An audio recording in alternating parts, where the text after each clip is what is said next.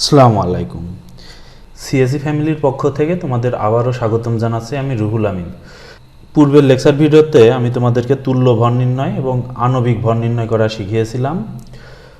আর এখন আমরা যেগুলো দেখব সেগুলো হচ্ছে তোমাদের বইয়ের যে প্রবলেমগুলো আছে তুল্য ভর নির্ণয় এবং আণবিক ভর নির্ণয়ে সেই প্রবলেমগুলো আমরা সলভ করার চেষ্টা করব এবং সেগুলো তোমাদেরকে বোঝানোর চেষ্টা করব। তো যারা এই ভিডিওটা দেখছো তারা অবশ্যই আগের ভিডিওটা দেখে আসবে। আগের ভিডিওটা যদি না দেখে আসো তাহলে ব্যাপারগুলো বুঝতে পারবা না, বুঝতে একটু কষ্ট হবে। তো তাহলে চলো শুরু করা যাক। তো এখানে দেখো যে আমাদের বইয়ের 6 নাম্বার যে প্রশ্ন আছে অতি সংক্ষিপ্ত, এই 6 নাম্বার প্রশ্নে বলছে যে তুল্য ভর নির্ণয় করো। নিচের এই যৌগগুলো দেওয়া আছে, এই যৌগগুলোর তুল্য ভর নির্ণয় করতে হবে। তো দেখো যে তুল্য ভর নির্ণয় করার জন্য আমি একটা সূত্র বলেছিলাম, যেটা আর কি শর্টকাট সূত্র। তো ক্যালসিয়াম কার্বনেটের তুল্য ভর যদি আমরা নির্ণয় করতে চাই তাহলে আমাদের কি করতে হবে, যে আমরা উপরে ক্যালসিয়াম কার্বনেটের আণবিক ভর লিখব এবং নিচে কি দেব, নিচে দেব হচ্ছে এই যে ক্যালসিয়াম কার্বনেটের ভিতরে যে ধনাত্মক মৌল যেটা আছে অর্থাৎ ক্যালসিয়াম, এই ক্যালসিয়ামের চার্জ সংখ্যাটা নিচে ভাগ দিয়ে দেব, তাহলে যে জিনিসটা আসবে সেটাই হচ্ছে আমাদের ওই যৌগের তুল্য ভর। তাহলে চলো শুরু করি। তো ক্যালসিয়ামের আমাদের অ্যাটমিক মাস কত, 40, যোগ কার্বনের 12 আর অক্সিজেনের 16, এবং এখানে কি 3টা অক্সিজেন আছে। এখন দেখো যে ক্যালসিয়াম কার্বনেটে ক্যালসিয়ামের চার্জটা আসলে কত। তো দেখো যে আসলে চার্জটা কি, চার্জ হচ্ছে কোনো একটা মৌল বা কোনো একটা যৌগমূলক যতগুলো ইলেকট্রন ত্যাগ করতে পারে অথবা যতগুলো ইলেকট্রন গ্রহণ করতে পারে সেটাকে ওই মৌল বা মূলকের চার্জ সংখ্যা বলে। তো দেখো ক্যালসিয়াম কার্বনেটের ক্ষেত্রে যদি দেখি তাহলে ক্যালসিয়াম অ্যাজ ইউজুয়াল 2টা ইলেকট্রন ত্যাগ করতে পারে, আর কার্বনেট যে যৌগমূলক আছে এই যৌগমূলক 2টা ইলেকট্রন গ্রহণ করতে পারে। সো এখান থেকে দেখতে পাচ্ছি যে ক্যালসিয়ামের চার্জটা তাহলে কত হচ্ছে 2। তাহলে এখানে আমরা যদি 2 দিয়ে ভাগ দিয়ে দিই তাহলে উপরে এগুলো যদি আমরা ক্যালকুলেশন করি তাহলে হয় 100 ভাগ 2 সমান সমান 50, যেটা হলো ক্যালসিয়াম কার্বনেটের তুল্য ভর।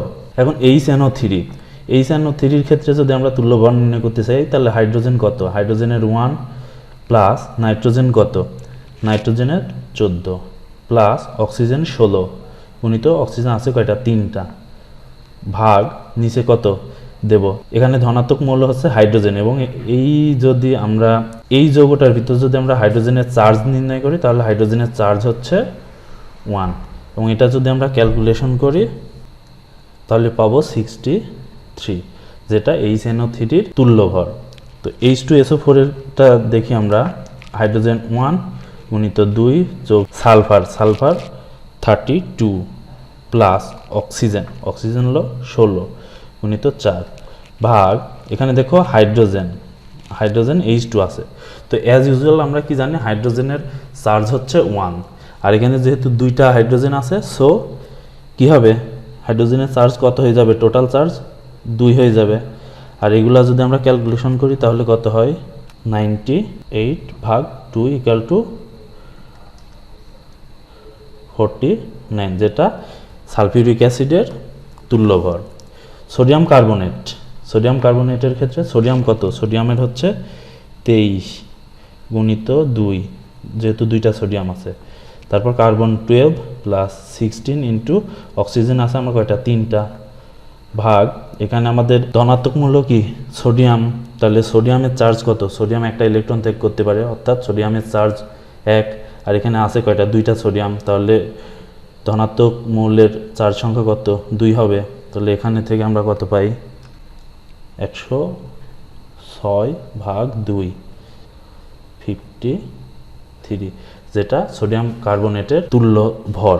এখন সোডিয়াম সালফেটের ক্ষেত্রে দেখি, সোডিয়ামের 23 plus sulphate 32 plus oxygen 16 into oxygen আছে 4টা, ভাগ এখানে দেখো যে তাহলে সোডিয়ামের চার্জ কত হবে, 2,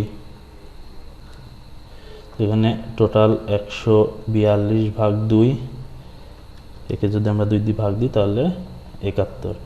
সোডিয়াম ক্লোরাইডের ক্ষেত্রে সোডিয়ামের কত, 23 আর ক্লোরিনের 35.5, ভাগ সোডিয়াম আছে কয়টা, একটা, তাহলে 1 দিয়ে ভাগ, 23 যোগ 35.5 কত, তাহলে 58.5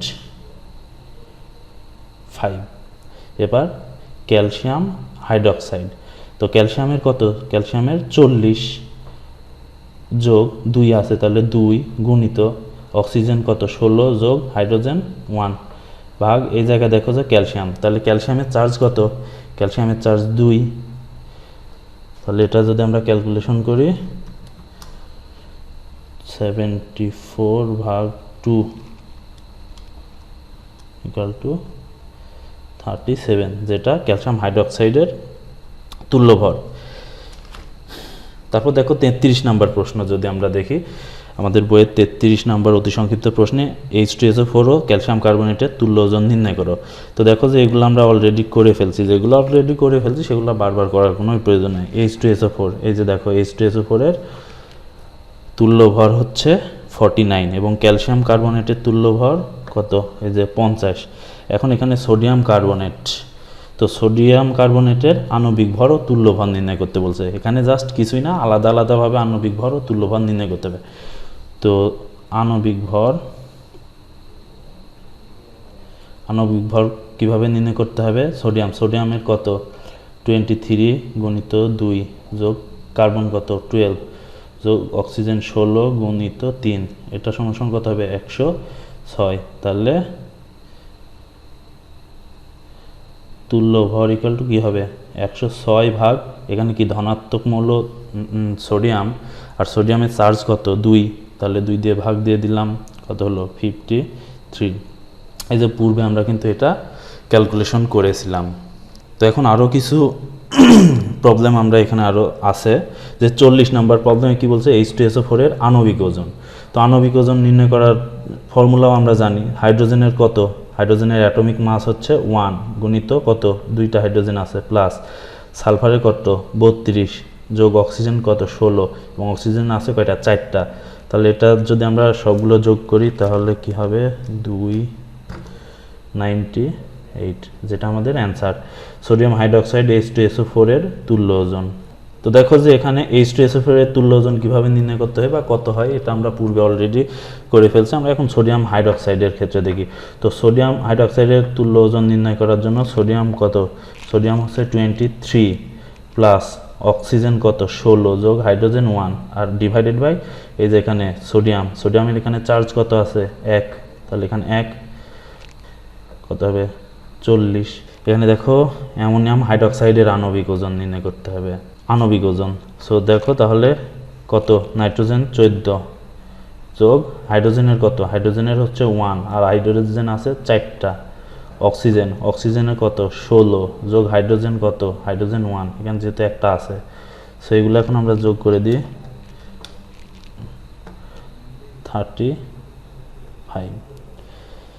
তো আজকে এ পর্যন্ত। আর তোমরা যারা এখনও আমাদের চ্যানেলটি সাবস্ক্রাইব করো নাই তারা অবশ্যই সাবস্ক্রাইব করবা এবং লাইক কমেন্ট শেয়ার তো অবশ্যই করবা, আর পাশে থাকা বেল আইকনটিতে ক্লিক করে রাখবা যাতে করে আমাদের ভিডিও দেওয়ার সঙ্গে সঙ্গে তোমাদের কাছে নোটিফিকেশন যায়। সো তাহলে আজকে এ পর্যন্তই, আল্লাহ হাফেজ।